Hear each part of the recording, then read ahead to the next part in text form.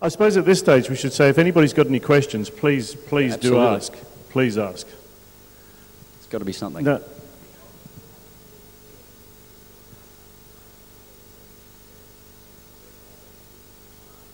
Okay, just repeat the question. What were your thoughts when you were...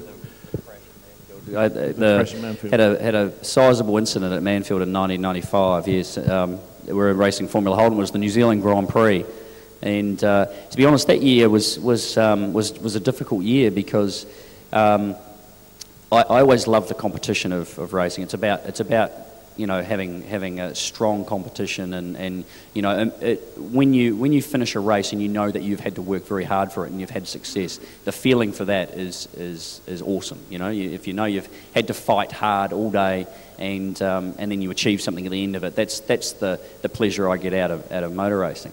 That year in 1995, the Formula Holden Championship, or the Formula Brabham class that year, comprised, I think it was 7 cars.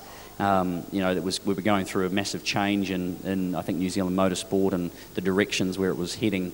No one really knew, and money was tight, all these kinds of things. And that class, which was for the New Zealand Grand Prix, was, I think, as I say, 7 cars. And that to me wasn't what the New Zealand Grand Prix should have been all about. And so I had to find different ways to. And I remember that meeting clear as day. And that I had to find other things to get me motivated. Because to be honest, you know, we had the best car in the field, and I had the most experience in that class, and the challenges weren't exactly, you know, what I wanted to get out of motor racing that year. So I wasn't overly happy about being in that championship because I wasn't getting the satisfaction or felt like I was contributing because the field was so small.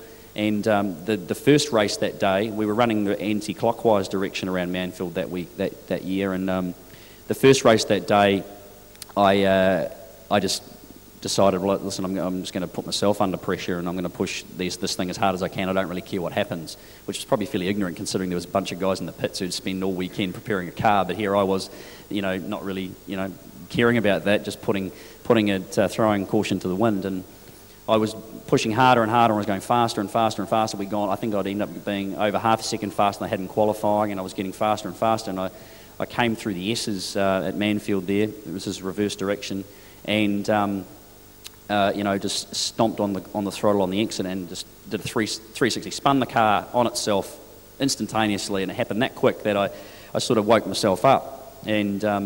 I thought, you know, God, what are you doing? Anyway, we carried on, and by that stage I had quite a big lead, so I carried on and we won the race, and that was all fine. And then so we went in the Grand Prix, and the same thing. It was like, well, I need to find a motivation here, so it was to push as hard as I can, and I think it was about halfway through the race, and we got down into the sweeper. So Formula Holden was doing 235 kilometres an hour into turn 1. At Manfield in reverse direction. The straights there weren't that long, but it was about 235 kilometres an hour. And I got down in there, put my foot on the brake pedal, and as soon as I did that, the little bleed nipple in the rear caliper popped out, just pulled the thread out. And obviously when that happens, all the fluid comes out. So in a Formula Holden setup in the pedal box, the brake bias adjuster, which adjusts the bias front to rear, runs in front of the throttle pedal, right? So when I put my foot on the brake pedal, the brake pedal went to the floor, and the brake bias adjuster cable pushed the throttle to the floor.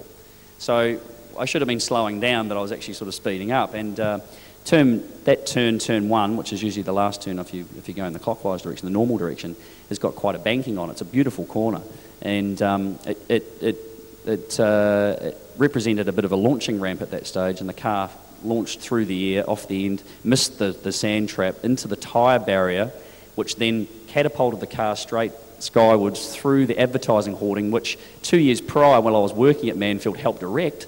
Luckily, I didn't do a very good job, so it gave way quite quickly, and I flew through the other side into the pine plantation out the back.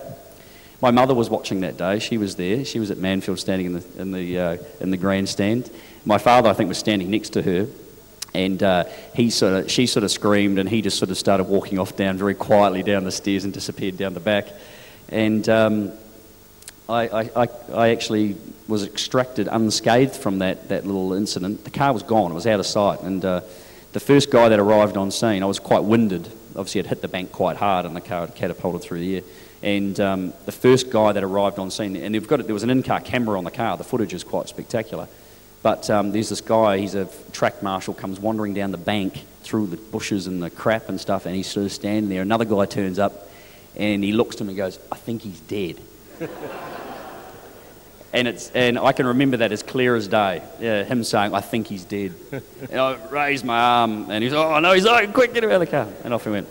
The thing about that, it was an amazing crash, and I've got a fantastic photograph at home of someone caught the car flying through the air from the middle of the circuit, and the car's on an angle of about, I don't know, it's 45 degrees up, and it's taking off, and in the foreground of the photo is at Mansfield. In the infield, it's when you're a flag marshal, you're obviously a long way from anywhere, and you've got to stay there all day doing your duties. And there's, it's quite ironic, really, but there's a portaloo sitting in the middle of the paddock with the door open, and a guy who's just come out of it, right? And here's my car in the background flying through the air, and I've got this photo at home. It's fantastic. So maybe there's something in the whole portaloo thing. There's a theme. There's a theme going there that I haven't caught on. There's a theme there about being a pilot as well, taking it through the air, so you got pretty close to that and landed on a dummy instead. The amazing thing is we had to race the following weekend at Ruapuna, and for the size of the accident, you would have thought, well, that car's a throwaway. By later that afternoon, the guys had actually it was back on its feet as a roller, would put new suspension on it, and the only damage, they put one little hole from the suspension through the tub, smashed all our wings and everything off it, but other than that, it was in good shape, and we went on to race it the following weekend. So it was a phenomenal experience. I was very lucky, very lucky.